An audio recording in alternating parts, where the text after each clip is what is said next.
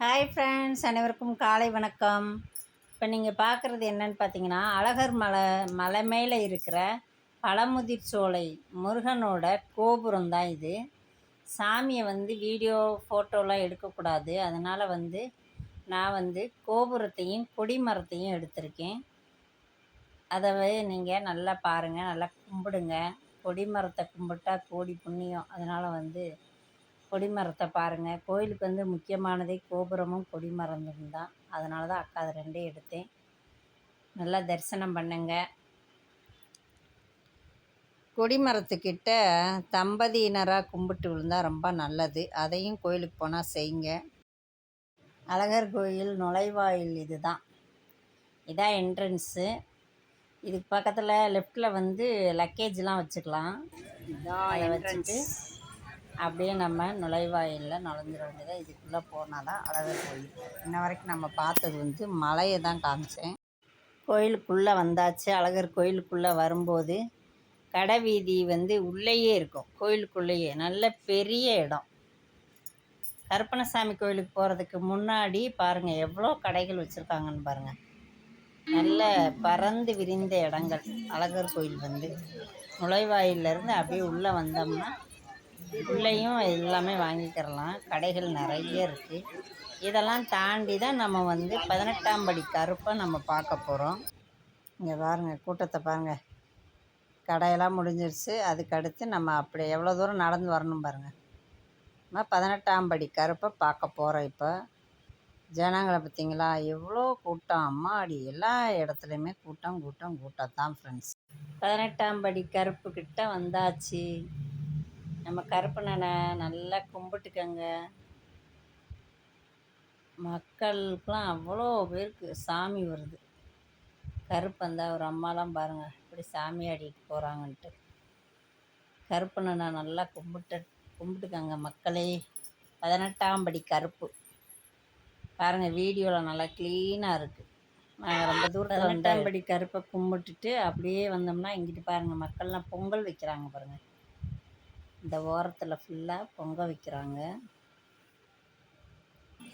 அடுத்ததாக நம்ம பார்க்க போகிறது பார்த்திங்கன்னா அழகு மலையான பார்க்க போகிறோம். இதில் இப்போ மக்கள் போயிட்டுருக்காங்க பாருங்கள். இதுலேயே ரைட் சைடு கோபுர தரிசனம். கோபுரத்தை நல்லா கும்பிட்டுக்கோங்க. இதில் ரைட் சைடு தான் குறுக்கு பாதை இருக்கும் நடந்து போகிறதுக்கு. ரைட் சைடு இருக்கிற குறுக்கு சின்னதாக தான் இருக்கும் பாதை. ரோட்டில் போனால் தான் பெரிய வழியாக இருக்கும். ரொம்ப தூரம் போகணும். குறுக்க போவோம். நாங்கள் முந்தியெல்லாம் சின்ன வயசில் நடந்து போகும்போது இதில் ரைட் சைடில் ஒரு பாதை இருக்கும். அதில் தான் நடந்து போவோம். இதே நுழைவாயிலேருந்து உள்ளே வந்தாச்சு. உள்ளே வந்துமே எவ்வளோ தூரம் போகணும் பாருங்கள் அழகரை பார்க்குறதுக்கு. உள்ளேயும் பெரிய இடம்தான். மக்கள் கூட்டமாக போகிறாங்க பாருங்கள். அதில் நடுவில் சுடாமல் இருக்கிறதுக்கு நடக்கிறதுக்கு ஒரு சாக்கு மாதிரி ஒன்று போட்டிருப்பாங்க. அதுலேயே நடந்து போகலாம். கால் கரெக்டாக அந்த நடுவில் போட்டிருப்பாங்க. ஏன்னா நம்ம செப்பல்லாம் வெளியே போட்டு போயிடுவோம். உள்ளே நடக்க முடியாது, பயங்கரமாக சுடும். ஏன்னா அது பெரிய இடம் வேறு. இந்த இடத்தெல்லாம் கடந்து தான் நம்ம அழகரை போய் பார்க்க முடியும். அதனால் அதில் நல்லா சாக்கு மாதிரி போட்டிருப்பாங்க. அதிலே நம்ம நடந்து போகலாம். கால் சுடவே சுடாது. பாருங்கள் மக்களே, இதெல்லாம் என்னன்னு பார்த்தீங்கன்னா மண்டபப்படி தான். ஒவ்வொருத்தரும் ஒரு மண்டபப்படி இருக்கும். அதுதான் அந்த சைடில் லெஃப்டில் இருந்தது. பாருங்கள், லைனை பாருங்கள். இதுக்குள்ளே தான் போகிறோம். வீட்டுக்காரையும் இது எந்த இடம்னு பார்த்தீங்கன்னா, சாமி தரிசனம் முடிச்சுட்டு நம்ம வெளியில் வர்ற வழியில் இது வச்சுருக்குறாங்க. இது செடிகள்லாம் வச்சுருந்தாங்க. அதுக்கப்புறம் பார்த்திங்கன்னா, நம்ம அழகர் கோயிலில் எத்தனை கோபுரங்கள் எந்தெந்த இடன்றத எல்லாத்தையுமே இந்த இடத்துல இது எதால் செஞ்சதுன்னு பார்த்தீங்கன்னா, யானை தந்தத்தினால செஞ்சதான். அதில் செஞ்சு வச்சுருக்காங்க. இது கோயிலோட அமைப்பு. இது எல்லாமே பொறுமையாக நல்லா பார்க்கலாம். பார்க்குறதுக்கே அவ்வளோ ஒரு அருமையாக இருந்துச்சு. அப்படியே நல்லா சுற்றி பார்க்கலாம். கோயில் அப்படியே மொத்த கோயிலும் அதில் கோபுரம் எல்லாமே சேர்ந்தாப்புல வச்சுருந்தாங்க. ரொம்ப பார்க்குறதுக்கே அழகாகவும் அருமையாகவும் இருந்துச்சு. யானை தந்தத்தினால செஞ்சுருக்காங்களாம். சூப்பராக இருந்துச்சு ஃப்ரெண்ட்ஸ். நீங்களும் அழகர் கோயில் போகும்போது எல்லாத்தையுமே மிஸ் பண்ணாமல் பாருங்கள். கண்டிப்பாக ஒரு தடவை மதுரைக்கு வாங்க ஃப்ரெண்ட்ஸ். வந்து இந்த மாதிரி அற்புதங்களையெல்லாம் பாருங்கள். அடுத்தது என்னது? சாப்பாடு தான். எல்லாத்தையும் முடிச்சுட்டு என் ஃப்ரெண்டோட அம்மா வந்து மொட்டை போட்டு நேர்த்திக்கடன் வச்சுருந்தாங்க. அதாவது ரெட்டைக்கடா வெட்டுறேன் அப்படின்னு சொல்லி. அவங்களுக்கு கொஞ்சம் உடம்பு சரியில்லாமல் இருந்தது. அதனால நேர்ந்துக்கிட்டாங்களாம். அதனால் என் ஃப்ரெண்டு கூப்பிட்டா, வாழை அழகர் கோயிலுக்கு இந்த மாதிரி அம்மா நேர்த்திக்கடன் வச்சுருக்காங்க, அது நிறைவேற்ற போகிறோம், எல்லாரையும் கூப்பிட்ருக்கோம், நீயும் வா அப்படின்னு சொல்லவும் தான் நாங்கள் வந்து அழகர் கோயிலுக்கு போகிறதுக்கு பிளான் பண்ணோம்.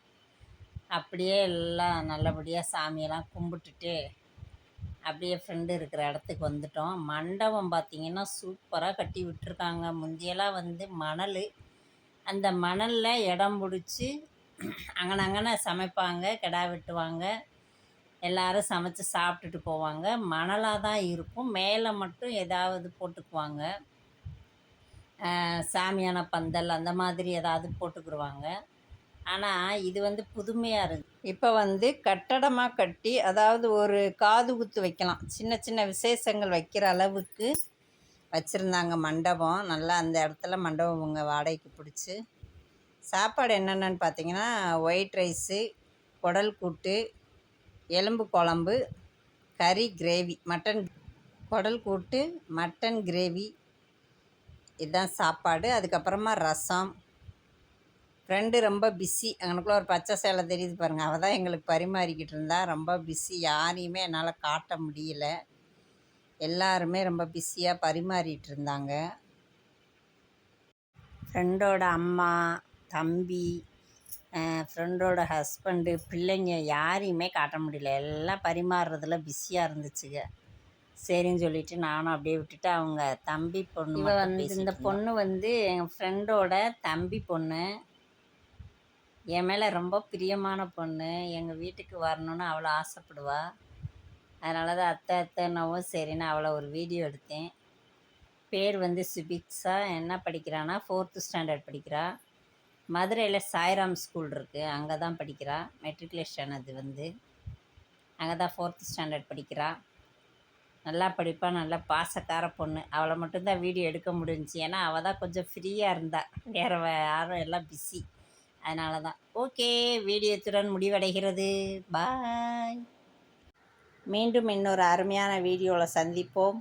ஒன் டைம் ஸ்டோரி சேனலுக்கு சப்ஸ்கிரைப் பண்ணுங்கள், சப்போர்ட் பண்ணுங்கள். Okay, bye friends.